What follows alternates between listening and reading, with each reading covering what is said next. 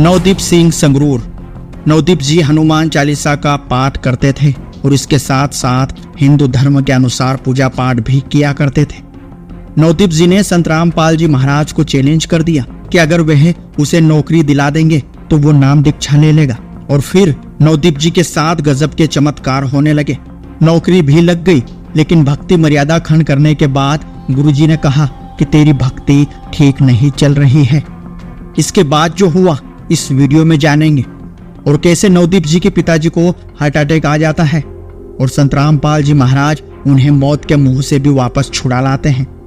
नवदीप जी की पूरी आप बीती जानने के लिए बने रहिए इस वीडियो के साथ। नमस्कार सर, क्या नाम है आपका? मेरा नाम नवदीप सिंगला है।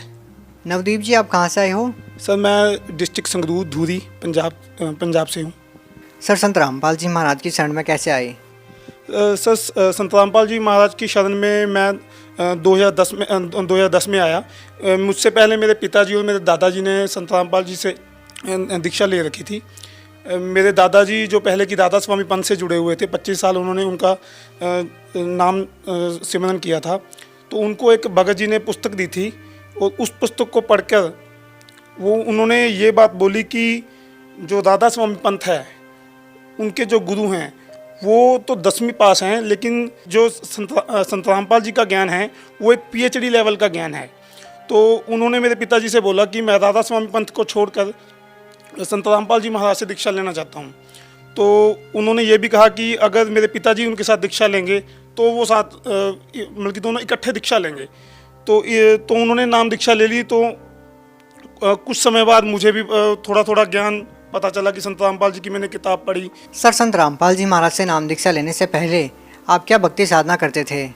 डेली मंदिर जाना और हनुमान चालीसा का पाठ करना, ये सब परंपरागत साधनाएं करता था। सर, संत रामपाल जी महाराज द्वारा दी गई भक्ति को करने के बाद आपको क्या क्या लाभ मिले? सर जैसे संत रामपाल जी महाराज की शरण में आने का मेरा एक मुख्य कारण था, जैसे मुझे नौकरी नहीं मिल रही थी। मैंने MBA किया था लवली प्रोफेशनल यूनिवर्सिटी से। तो मुझे नौकरी नहीं मिल रही थी, तो मैं बड़ी टेंशन में था। तो मैंने सिर्फ संत रामपाल जी के मैंने अपने पिताजी को बोला कि अगर आपके गुरुजी मुझे नौकरी दिलवा देंगे तो मैं नाम ले लूँगा। तो मेरे पिताजी ने कहा कि पहले तुम नाम लो, अगर नौकरी ना दिलवाई तो छोड़ देना। तो मैंने ये सोचा कि चलो ठीक है, देखते हैं कि 4 महीने का ये प्रथम मंत्र देते हैं, उसके बाद दूसरा मंत्र देते हैं। तो मैंने अपने मन में सोचा कि यार अगर दिन में ताकत होगी तो मुझे नौकरी दिलवा देंगे।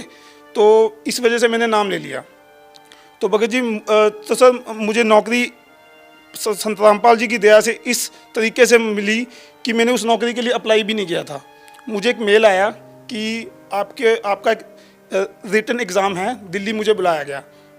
तो वैसे ही मैं कभी अपनी मेल ID खोलता भी नहीं था। मैंने एक दिन वैसे ही मेल खोल ली तो मुझे वो मेल आया हुआ था। तो मैं दिल्ली एग्ज़ाम देने गया। तो मैंने ऐसे ही जो मल्टीपल चॉइस क्वेश्चन होते हैं ऐसे ही भर दिया। मेरा एग्ज़ाम क्लियर हो गया। तो मैंने अप्लाई भी नहीं किया था। एग्ज़ाम के बाद इंटरव्यू के लिए गया तो मेरे से ज़्यादा एक्सपीरियंस वाले कैंडिडेट आए हुए थे। सभी को ये था कि उनको नौकरी मिल जाएगी, मुझे तो ये था कि मुझे बिल्कुल नहीं मिलेगी क्योंकि मैं एक फ्रेशर हूँ। तो लेकिन वो नौकरी भी मुझे मिल गई। तो मैं बड़ा हैरान हुआ कि यार मैंने एक चैलेंज किया और मुझे नौकरी मिल गई। तो उसके बाद फिर मैंने सोचा यार इनमें कोई शक्ति तो है कि जो मुझे एकदम से नौकरी मिल गई। तो मैंने फिर क्या कि नौकरी ज्वाइन करने के बाद मैं भक्ति से थोड़ा सा हट गया।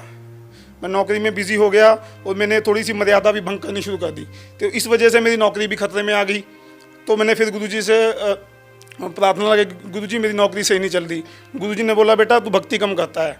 तो मैंने फिर भक्ति स्टार्ट की तो मेरी नौकरी फिर से ठीक हो गई। और सर एक और लाभ मिला, जैसे कि मेरी माता जी को बहुत पुराना गठिए की प्रॉब्लम थी। उन्होंने 2008 में नाम लिया था। उनकी प्रॉब्लम का पता ही नहीं चला कि वो प्रॉब्लम कैसे ख़त्म हो गई। मेरे पिताजी को भी दिक्कत थी, मेरी सिस्टर की शादी नहीं हो पा रही थी। तो उन्होंने भी पंडितों ने बोला था कि इनकी शादी 30-32 साल तक होगी। लेकिन संत रामपाल जी महाराज से नाम दीक्षा लेने के बाद 1.5 साल के अंदर उनको बहुत अच्छा घर मिला, इतनी बढ़िया शादी होगी उनकी। तो एक और बात बताना चाहूँगा कि संत रामपाल जी ने मेरे पिताजी की आयु को भी बढ़ा दिया। एक हमारे यहाँ पंडित था जिसने बताया हुआ था कि मेरे पिताजी को बताया था कि 50 से 55 साल की उम्र के बीच आपकी एक दुर्घटना होगी जिसमें आपकी जान जाएगी। तो उसी अंतराल में मेरे पिताजी को एक मेजर हार्ट अटैक आया वो नाम लेने के बाद की बात बता रहा हूँ। तो उस हार्ट अटैक में डॉक्टरों ने पूरा मना कर दिया था कि आपकी पूरी नसें ब्लॉक हैं, आप बच कैसे गए। तो जैसे ही उस टाइम पे कौंथा कांड हो गया था, जब 2008 में गुरुजी बाहर आए तो मेरे पिताजी ने गुरुजी से जाके पूछा कि गुरुजी मेरे को तो ये दिक्कत आ गई और मेरे सभी रिश्तेदार ये बोल रहे हैं कि तुमने देवी देवते छोड़ दिए थे इसलिए तेरे को हार्ट अटैक आया। लेकिन गुरुजी ने बताया कि बेटा अगर आज तू परमात्मा की शरण में ना होता तो आज तू तो काल तेरे को खा चुका होता। तो परमात्मा ने संत रामपाल जी ने कहा कि बेटा मैंने तुम्हारी काल से जमानत करा के लेके आया हूँ, तो तेरी अब जितना तू चाहता है उतना जी ले अब। तो मेरे पिताजी ने भी पूछा कि मैं गुरुजी मेरी जमानत कितनी देर के लिए है। गुरुजी कहते जब तक तू सतलोक नहीं जाएगा ना तब तक तेरी जमानत है। तो हमें ये लाभ प्राप्त हुआ जी। सर बात करें पंजाब की, तो यहाँ के युवा लोग बहुत ज़्यादा नशा करते हैं। सर क्या आप भी कोई नशा करते हैं? सर मैं पहले जैसे कोई शादी ब्याह में ड्रिंक कर लेना ये करता था दोस्तों के साथ। जैसे मैं लवली में पढ़ा हूँ तो वहाँ पे भी लत लग गई थी, सिर्फ शराब पीते थे। लेकिन संत रामपाल जी महाराज की शरण में आने से के बाद वो शराब तो हम भूल ही गए भी शराब होती कि हम पीना तो दूर किसी को लाके भी नहीं देते। सर अक्सर हम यही देखते हैं कि संत रामपाल जी महाराज की शरण में आने के बाद वे जो सालों से नशा करते थे वो उन्होंने छोड़ दिया। आखिर संत रामपाल जी महाराज जी क्या करते हैं कि लोग तुरंत नशा छोड़ देते हैं? देखिए संत रामपाल जी महाराज हमें एक ऐसी शिक्षा देते हैं, एक ऐसे भक्ति मार्ग पे लगा देते हैं जिससे बुराइयां धीरे धीरे किनारे लग जाती हैं। वो वहाँ जैसे हम सतलोक आश्रम में जाते हैं वहाँ का माहौल इतना बढ़िया है, वहाँ पे इतनी अच्छी शिक्षा दी जाती है। संत रामपाल जी महाराज के प्रवचनों में इतनी ताकत है, उनके दिए गए मंत्रों में इतनी ताकत है कि आदमी बुराई की तरफ ध्यान ही नहीं जाता। जैसे हम भी नौजवान पीढ़ी है, आज फिल्में देखते हैं, गाने सुनते हैं। मुझे गानों का इतना क्रेज़ था, मैं सारा दिन कानों में हेडफोन लगा के इंग्लिश गाने सुनता था। लवली में हम यूनिवर्सिटी में पढ़ते थे, सारा दिन फिल्में देखना। मुझे ये था कि मुझे एक बार नौकरी मिल जाए, मैं गाने वगैरह तो छोड़ नहीं सकता लेकिन उसके बाद नाम छोड़ दूंगा, बस कबीर जी को भगवान मान लूँगा। लेकिन मेरे को पता भी नहीं चला कि मुझे गानों से इतनी नफरत होगी। जैसे ही मैंने उनका मंत्र जाप शुरू किया, उनकी बताई हुई भक्ति शुरू की, मुझे गाने फिल्मों और ये सबसे ये हो गया कि ये चीज़ें करने लायक नहीं है। शराब पीना ये वगैरह सब कुछ मेरा दूर हो गया जी। सर जैसा कि आप बता रहे हैं कि संत रामपाल जी महाराज से नाम दीक्षा लेने के बाद आपको अनेकों लाभ हुए। आज आप उनको परमात्मा के रूप में मानते हो और आपका परमात्मा आज जेल में है, बहुत सारे आरोप उनके ऊपर लगे हैं। सर क्या कहना चाहेंगे इसके बारे में? सर देखिए ये इतिहास गवाह है इस बात का। मैंने हिस्ट्री पढ़ी है, जब जब भी कोई परमात्मा का कोई संत आया है तो जो मौजूदा हुकूमत होती है वो उस संत के साथ अत्याचार करती ही करती है। संत रामपाल जी महाराज आज जरूर जेल में है, इसका मुझे बहुत दुख भी है। लेकिन मैं अगर आज वो जेल में है तो मैं उनको सम्मान की दृष्टि से भी देखता हूँ, क्योंकि उन्होंने अन्याय और झूठ के खिलाफ जो अपना स्टैंड लिया हुआ है उस स्टैंड की वजह से मैं उनको सल्यूट करता हूँ। क्योंकि संत रामपाल जी महाराज एक पूरे विश्व में एक ऐसे एकमात्र संत हैं जो सच्चाई के लिए और जीव के उद्धार के लिए एक ऐसा मार्ग चला रहे हैं जो ना आने वाले दिनों में कोई नहीं चला सकता। सर यदि हम बात करें बरवाला की घटना की, तो उस समय संत रामपाल जी महाराज पर बहुत सारे आरोप लगे। तो सर हम आपसे ये पूछना चाहते हैं कि पंजाब के लोगों की संत रामपाल जी महाराज के प्रति आज कैसी सोच है?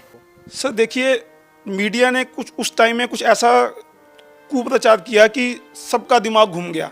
लेकिन धीरे धीरे जैसे जैसे अब लोगों के सामने सच आ रहा है, लोग देख रहे हैं कि इनके अनुयायी ना तो दहेज लेते हैं, ना पैसे की भूख है इनमें, ना कोई नशा करते हैं, किसी का बुरा नहीं सोचते। तो लोग सोच रहे हैं कि सोचने को मजबूर हैं कि ये आखिर ये इनके गुरुजी में कोई कुछ तो बात है।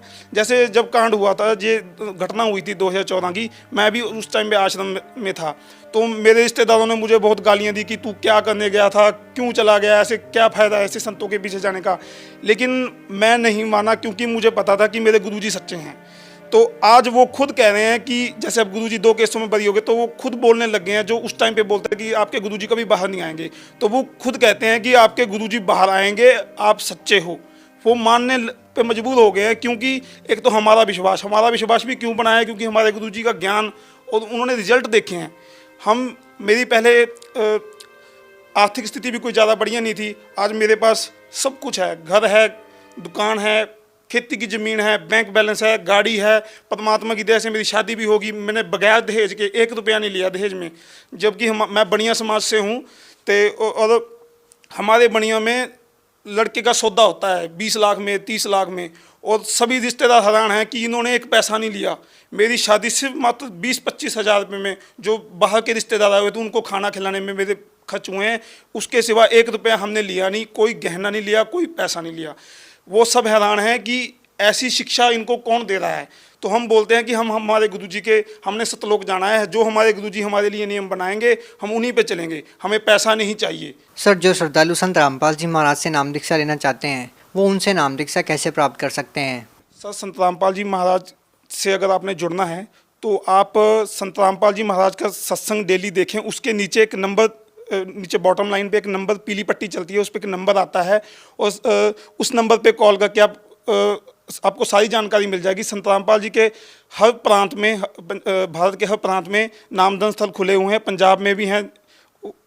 वहाँ पे आप संपर्क करके नाम दीक्षा प्राप्त कर सकते हैं। लेकिन मैं आपसे ये भी प्रार्थना करूँगा, पहले आप संत रामपाल जी महाराज का ज्ञान सुने, समझें, तभी उनसे दीक्षा लें। बहुत बहुत धन्यवाद। सत्य घटना, सत्य की तह तक।